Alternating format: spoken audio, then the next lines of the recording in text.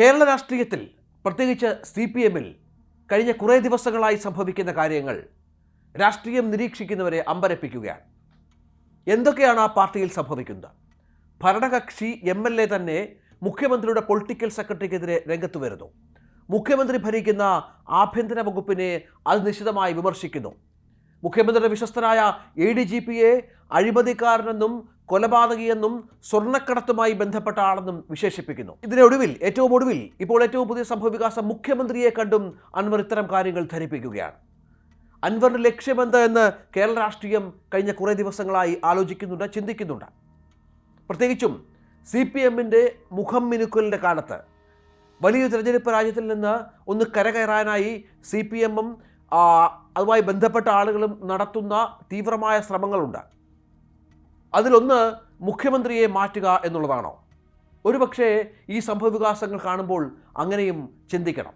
കാരണം CPM-ലെ ഒരു power group Pinarayi വിജയനെതിരെ വലിയ തോതിൽ രംഗത്ത് വരുന്നുണ്ട് എന്ന സൂചനകൾ. അവരുടെ ആശീർവാദത്തോടു കൂടിയാണ് PV അൻവർ തൻ്റെ നീക്കങ്ങൾ നടത്തുന്നത് എന്നതിൻ്റെ സൂചനകൾ. ഇത്രയൊക്കെ ആരോപണങ്ങൾ തൻ്റെ വിശ്വസ്തനെതിരെ ഉന്നയിച്ചിട്ടും തൻ്റെ വിശ്വസ്തനായ ADGP-ക്കെതിരെ അൻവർ ഉന്നയിച്ചിട്ടും അൻവറിനെ തള്ളിക്കളയാൻ മുഖ്യമന്ത്രി തയ്യാറാകുന്നില്ല എന്നുള്ളതാണ്. ഏറ്റവും ഒടുവിൽ അൻവറിനെ കാണാൻ മുഖ്യമന്ത്രി സമയമനുവദിക്കുന്നു. അൻവർ മുഖ്യമന്ത്രിയെ വന്ന് കാണുന്നു, തെളിവുകളടക്കം കൈമാറുന്നു, മുഖ്യമന്ത്രിയെ ചില കാര്യങ്ങൾ ബോധ്യപ്പെടുത്തുന്നു. അതിനു മുൻപ് KT ജലീൽ മുഖ്യമന്ത്രിയെ വന്നു കണ്ടു എന്നതും നമ്മൾ ചേർത്ത് വായിക്കണം. കാരാട്ട് റസാക്ക് ഒപ്പം നിന്ന CPM-ന്റെ സഹയാത്രികനായിരുന്ന മുൻ MLA, അദ്ദേഹം മുഖ്യമന്ത്രിയുടെ പൊളിറ്റിക്കൽ സെക്രട്ടറിയെ അതിനിശിതമായ ഭാഷയിൽ വിമർശിക്കുകയാണ്. അങ്ങനെ മലബാർ രാഷ്ട്രീയത്തിലെ 3 മുഖങ്ങൾ, കാരാട്ട് റസാക്ക്, PV അൻവർ, KT ജലീൽ എന്നിവർ ഒരേ സ്വരത്തിൽ ഒരേ തലത്തിൽ മുന്നോട്ട് പോകുന്നു, ഒരേ ലക്ഷ്യവുമായി. അവരാരെയാണ് ലക്ഷ്യം വെക്കുന്നത്? ആരുടെ സ്വരമാണ് അവരുടെ വായിലൂടെ പുറത്തു വരുന്നത്? അങ്ങനെ ഒരുപാട് സംശയങ്ങൾ ബാക്കി നിൽക്കുകയാണ്. നമുക്കറിയാം, ഏറ്റവും ഒടുവിൽ മുഖ്യമന്ത്രിയുടെ ഓഫീസിനും പോലീസ് നേതൃത്വത്തിനുമെതിരെ ഭരണപക്ഷ MLA ഉയർത്തിയ ആരോപണങ്ങളിൽ ഉടലെടുത്തിരിക്കുന്നത് ഇടത് സർക്കാർ ഇതുവരെ നേരിടാത്ത പ്രതിസന്ധിയാണോ എന്ന സംശയം പോലും ഉയരുകയാണ്. ഏത് വിവാദ കൊടുങ്കാറ്റിലും പോലീസ് വകുപ്പിനെ സംരക്ഷിച്ചു നിർത്തുന്ന പതിവും മുഖ്യമന്ത്രി തെറ്റിക്കുന്നത് നമ്മൾ കണ്ടു.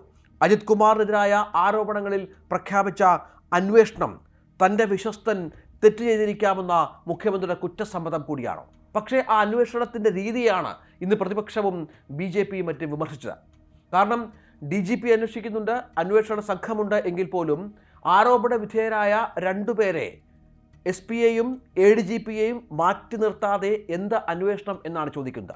ഇന്നലെ അറിഞ്ഞത് SP-യെ സസ്പെൻഡ് ചെയ്തു എന്ന നിലയിലാണ് കാര്യങ്ങൾ ആദ്യം മുഖ്യമന്ത്രിയുടെ ഓഫീസിൽ നിന്ന് പുറത്തു വന്നത്. പക്ഷേ അതൊരു കേവലം സ്ഥലം മാറ്റൽ നടപടിയിലേക്ക്, വകുപ്പ് തലത്തിൽ വളരെ കുറഞ്ഞ ഒരു നടപടിയിലേക്ക് മാറുന്നത് നമ്മൾ കണ്ടു. ADGP അജിത് കുമാർ ആകട്ടെ അതേ സ്ഥാനത്ത് തുടരുകയും ചെയ്യുന്നു. തൻ്റെ വിശ്വസ്തരെ കൈവിടാതെ, PV അൻവറിനെ തള്ളാതെ മുഖ്യമന്ത്രി എന്താണ് ലക്ഷ്യം വെക്കുന്നത് എന്ന ചോദ്യമാണ് രാഷ്ട്രീയ കേരളം ചോദിക്കുന്നത്. ഒപ്പം CPM അണികളെയും CPM-മായി ബന്ധപ്പെട്ട് നിൽക്കുന്നവരെയും അമ്പരപ്പിക്കുന്ന നിരവധി കാര്യങ്ങൾ ഇതിനോടൊപ്പം ചേർത്ത് വെക്കണം എന്നുള്ളതാണ്. നമ്മുടെ CPM-ന്റെ സംസ്ഥാന കമ്മിറ്റി അംഗം കൂടിയായ P ശശിക്കെതിരെ 2 കൽപ്പിച്ചുള്ള പോരാട്ടത്തിന് അൻവർ തുടക്കമിട്ടപ്പോൾ അതിനെ തടയിടാനുള്ള ഒരു നീക്കവും പാർട്ടിയുടെ ആരുടെയും ഭാഗത്തു നിന്ന് ഉണ്ടാകുന്നില്ല എന്ന നിർണായകമായ ഒരു രാഷ്ട്രീയ യാഥാർത്ഥ്യം കൂടിയുണ്ട്. കേന്ദ്ര കമ്മിറ്റി അംഗം EP ജയരാജനെ LDF കൺവീനർ സ്ഥാനത്ത് നിന്ന് മാറ്റിയതോടെ പാർട്ടിയിൽ കൂടുതൽ കരുത്തനായ MV ഗോവിന്ദൻ്റെ ഇടപെടൽ കൂടി, MV ഗോവിന്ദൻ്റെ മൗന അനുവാദം കൂടി ഈ അൻവറിൻ്റെ നീക്കത്തിലുണ്ടോ എന്നതും പ്രധാനപ്പെട്ടതാണ്. മറ്റൊരു കരുത്തനായിരുന്ന P ജയരാജന് സംസ്ഥാന സെക്രട്ടേറിയറ്റിൽ പോലും ഇടം നേടാനാകാതെ ഒതുക്കപ്പെട്ടതും നമ്മൾ കണ്ടതാണ്. മുഖ്യമന്ത്രിയുടെ വിശ്വസ്തരായ 2 പേരാണ് ഇനി പാർട്ടിയുടെ വരുതിയിലാകാനുള്ളത് എന്നതും ഇതിനോട് ചേർത്ത് വായിക്കണം.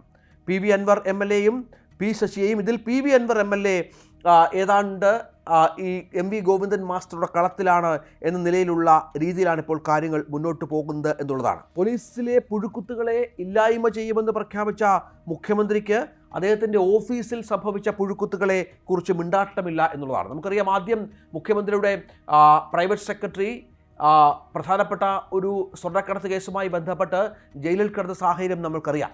അന്നും മുഖ്യമന്ത്രി ഒന്നും അറിഞ്ഞില്ല എന്നായിരുന്നു CPM-ന്റെ വാദം.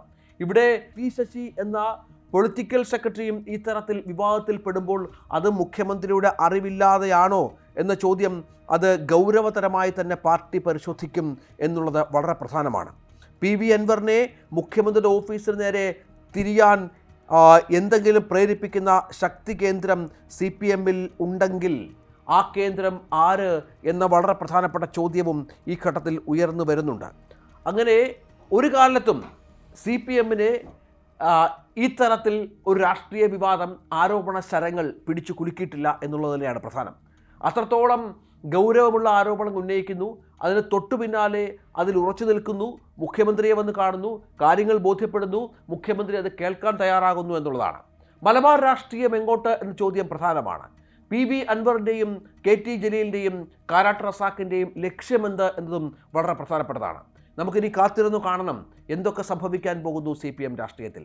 ഈ സമ്മേളനങ്ങൾ ആരംഭിക്കുന്നത് കൂടി CPM-ൻ്റെ ശാക്തിക ചേരികളിൽ മാറ്റമുണ്ടാകുമോ? MV ഗോവിന്ദൻ കരുത്തരാകുമോ? അദ്ദേഹത്തിൻ്റെ കൂടെ ആരൊക്കെ ഉണ്ടാകും? പിണറായി വിജയൻ മുഖ്യമന്ത്രി സ്ഥാനത്ത് നിന്ന് മാറേണ്ടി വരുമോ? ഇങ്ങനെ ഒരുപാട് ചോദ്യങ്ങൾ CPM കേന്ദ്രങ്ങളിൽ ഉയരുന്നുണ്ട്, രാഷ്ട്രീയ കേന്ദ്രങ്ങളിൽ ഉയരുന്നുണ്ട്, പൊതുജനങ്ങൾക്കിടയിലും വലിയ തോതിലുള്ള ചർച്ചകളും ഉണ്ടാകുന്നുണ്ട്.